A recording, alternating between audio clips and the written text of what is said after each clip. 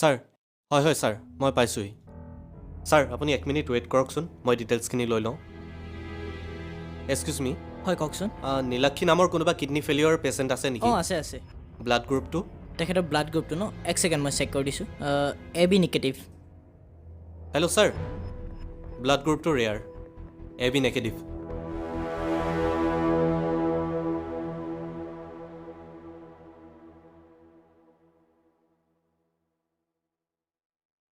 অঁ ক